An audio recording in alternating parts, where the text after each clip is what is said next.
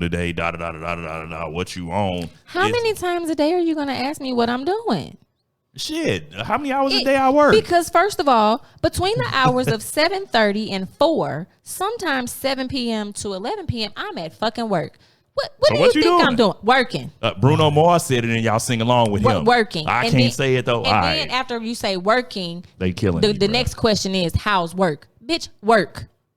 Work is work. Yeah, work is work. That is. Don't ask me how is work. Work is work. Don't nothing get straight but straightening. The land of the Legos. Nothing gets straight but straightening. And all that get some understanding. Don't ask me. Don't what you doing me to death. Okay. And fellas, listen up. And do not ask me what you doing. I mean, how's work? Don't ask me how's work. Work is work. And it's gonna piss me off. So what are some other do's and don'ts of the DMs and or texting? Get straight to the point. Okay. So if you text in the morning, if you're in the DMs and a woman responds, 9 times out of 10, she does have some type of genuine interest. And like you said, Alan, a woman is going to just go ahead. Okay, here's my number. We can move this from the DMs to the text. Because who want to be on DM all day? Nobody. Right. So then you get the number just to waste time and ask what you doing, what's your favorite color, what you like to eat. Oh, how you doing today? Good morning. And then I don't hear from you till 10 p.m. You text me good morning, but now I don't hear from you. I was driving for Amazon. Boy, fuck you. So, damn, they can't even go to work. With AutoZone. Right. Well, first of all, I'm not talking. Never mind. So, don't what you doing to death. All this. Don't ask me how's work. Don't ask you how's work. Nope. We got that. You could say how was your day? How was your day? Okay. Right. Fellas, how was your day? That's a better question. If I choose to vent to you about how work was, then I'll do that. But I mean, don't. Okay. How is work? Work is work. Okay. So here's my next question. Are you okay with a guy, a man, just planning out a date? Right, like I hear it all the time. Like I said, are you good with him just planning out a date, or do you want him to be courteous and considerate of your schedule and ask prior to? So here's the thing: you can do both. Okay. You can talk to me. You can say, "Hey, what does your schedule look like this week?" Blah blah blah. Okay, cool. I tell you what my schedule looks like. I tell you when I don't have my son. I tell you when I'm working in the evenings. Whatever. Then your follow up should be, okay. Well, I'm gonna go ahead and plan something for this day at this time. Does that work for you? Fellas, y'all getting game right now. You have everything at your fingertips in advance, because if you're trying to plan a date for Saturday and today is Sunday, you have time. I have time because I done laid my schedule out for you for the week. So you have the time to say, okay, bet I'm gonna go ahead and plan something. I'll let you know where we're gonna be and what time and when. Okay. If it don't work for me, then I could tell you that. But you already have my schedule. Men don't take none of that into consideration. They just, I don't have, maybe I'm not built for this. Maybe I'm supposed to be single. So here's the thing, and maybe I'm speaking for self. I'm a horrible planner, okay? Like, my girl legitimately makes me better, okay? I can say that. I've been a horrible planner for years. The reason being, people have always planned for me. I worked in the music industry. I got an itinerary. I flew to the city, and I did what was on the itinerary, literally. Like, that was it. So you don't plan dates? I do, but I'm a horrible planner once more. Okay. So, I'm learning even now to plan dates. So like the first successful thing I probably planned in my relationship currently is my girl's birthday that she had this year. And you did a good job, I heard. Yeah, I did. And it ended up being a mess. Like it didn't even come out how. So low key, this is what was supposed to happen. I'm gonna let y'all in on my life, right? All right. So shout out to my girl's mom, Miss Lynette. That's the homie. She's very overbearing at times, right? And that's her baby. Like my girl's her youngest. So originally my girl wanted to have a karaoke party, right? So we're not even coming out of COVID. We're in COVID still, but we're kind of, able to move and rock a little bit. So my girl wanted to have a karaoke party. So I was going to call the karaoke joint, the W. Shout out to the W. My homegirl Stephanie, she's bartender down there. What up? I know you listen. So I was going to do it at the W, right? I was going to rent out like the big room and like have all these people in. Her girls was going to come in from out of town, all this stuff, right? So I talked to her mom. I'm like, hey, this is what's happening, but like, my girl, like, she likes to be around like her brother, her nieces and nephews, all that. And I'm like, well, they can't come, babe. So she was like, well, I want somewhere they can come, right? I called Top Golf, and I'm gonna call them out by name. I called Top Golf. I'm like, hey, this is what I got going on, blah, blah, blah, blah, blah. They like, well, this is the restrictions right now, and da-da-da-da-da. So you got to rent this, and this, and you got to do this. So long story short, Top Golf would have been damn near $1,000, right? Okay. And I ain't got $1,000 to blow on Top Golf. So I'm like, yeah, this ain't gonna work. Like, what the hell? So my homie's ex-wife is actually an event planner. I hit her up. I'm like, hey, my girl wants to have a karaoke party. This is what I want to do, blah, blah, blah. So the plan was to turn the crib into a karaoke bar for the night. So I was going to hire a bartender, all this other stuff, get lights, a karaoke machine. I was going to get like the old school mics. You was planning. Okay. Right. So my lady's mom hit me up. She was like, hey, this is what I want to do. I was like, yeah, that's not going to happen. So we got planned. And she was like, well, so long story short, and I love my girl's mom to death, to life. Let me say that, to life. Long story short, what ended up happening was I found a balance between Top Golf and the karaoke bar at the crib, but I had to do it on a really short notice because what ended up happening was I sent out invites a month before. Guess when everybody hit me back?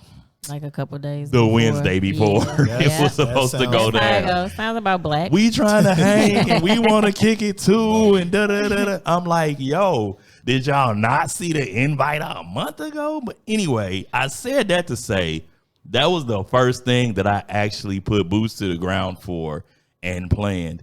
Outside of that, I've planned like maybe a couple of out of town trips, which y'all know dudes. And me and my girl had this like not even an argument, it was a debate. Women and men travel so differently. Absolutely. Like, absolutely. Y'all can go. Y'all like, we going to go to Miami and we going to go to a brunch and we going to go to the club. So y'all ain't going to spend no money while y'all in Miami for real, except for getting there. Us. Because we ready. Yeah. We ready. Y'all know it's going to be dudes that live. It's going to be like, hey, come on, y'all good. True. And all like, y'all. Dudes, we like, bro, all right, hey, we going to sleep in. We going to wake up. We going to go to the mall. We going to go get something to eat. And we don't have a planned reservation for dinner. Right. We going to eat when we hungry. That's right. Like, that's true. That's it. We plan weeks in advance. We make reservations on Open Table and Yelp weeks in advance. Yeah, and it's kind of, you know, quote, and I'm not offending anybody here, but it's considered quote unquote like, yay, if like a group of dudes at brunch together chilling, and if, you know, dudes just out at the club, and it's all like, it's certain, you know, social things, and I don't, you know, subscribe to those by any means, but it's just different. Like, so, you know, men, I'm not gonna say by nature, because I know some gentlemen that are excellent planners, and like I knew a dude in high school that had his whole life planned out, and he's currently doing what he said he was gonna do. Like, who does that? I just think it's unfair for men to expect a woman who, like, I'm not pursuing a man and applying that much pressure because I'm still, at the end of the day, a lady. And we still want to feel wanted. We still want to feel a little bit of a chase. We still want to feel the pressure of someone that we actually like pursuing us or making an effort to plan something. Hell, it could be we going to get some ice cream at 8:30, even though you got to be back at home with the kids by 9:30. Like something as simple as that. Men just don't do that no more. They don't. It's like, okay, I apply pressure on your DMs. Now you do the rest. The fuck? Hey, that pressure be hard. Hey, pressure. It's a lot of pressure. Diamonds. It's a lot of pressure in the DMs, and then it's lackluster outside of social media. I think that people. So I think part of the social media kind of the phenom, if that's the right word, is just. It's so easily accessible. I can get to anybody. Like if I dig you and I think you cute, I can get to you. Even if it's gonna be in your, you know, requested messages inbox, I can get there and I can shoot that shot. So half the time number one, we shooting in the wind anyway. Like we don't really know what's gonna happen. And then we might get that hit back. We ain't prepared, you know. What Mike Tyson say, everybody got a plan until they get punched in the face. Well, that's the thing. You have an opportunity in the DMs. You probably going to get maybe 1 or 2 days of DMs before you actually get the number, if you're going to get the number, or if she's going to let you know that she's not interested. And I will say, too, motherfuckers be weird outside of social media as well. I agree. Because a lot of what people post ain't who they post to be. So, you know, a lot of people are very strange outside of social media. So if you get into my text message and I found out that you weird, Right. I'm cutting that off. Weirdo vibes. I don't have time for that. So Little time wasting. So your little DMs is popping. A little bit. You know what I'm saying? You on the little podcast. Yeah, on my little podcast. Right. Your little phone dry. My little phone is dry. Yeah. Like, you know. I be going to my little job. That's it. We've been having this debate, y'all. You know, like this little podcast we got that was rated, you know, best podcast in St. Louis 2020. By a little magazine. Little magazine. It's by fine. Lil Keith and them. They got their little business and their little properties, you know. Lil Keith cool. And them, KEEF. Yeah, little magazine. You know what's here's my thoughts. Here's my thoughts. On the word love. On the word love. L-I-L. Before okay, go ahead. Lil Jon. Go ahead. Yeah. Nope. East Side Boys. Right. Go ahead. Okay. So, you know, me and Shy was rapping last night, right? Yes, sir. And me and B had this debate all the time. Yes. For a long time. I think that y'all are too pressed when people say y'all ish be love. I'm tired of y'all calling my trucking business a little trucking business and blah. Like, bro, why you pressed? So here's my thoughts, right? This is what we discussed last night. Y'all remember early 2000s, everything was big. Nobody really was on that. Oh, this little like, right? Do it big then, right? You had Cash Money. You had the big timers. It was Manny Fresh. House real big, everything real big. Y'all remember that? Yeah. Right. So at some point in between the 99 and the 2000, Yes. we went from describing. Because remember back in the day, you had them big rims, and but now it's big little rims, doing it big, right? rims, You're doing it big. So here's my thought, right? I think that things have just evolved over that time, and you could take it as a term of endearment, you could take it as a term of hate, but I just feel like as an individual, whoever you are listening, are too pressed. Like, bro. Who can tell you what you doing is big or little? Like, if you don't see him at the bank, guess what? You know what? At the root of that, I agree with you, AI. But I do understand B's problem with that. Because sometimes it's just a lack of self-esteem and faith in yourself that is deflected on the person you saying little It's to. internal. Yeah. No. No. Oh, Lord. Not going with that. What does You this have hat to say?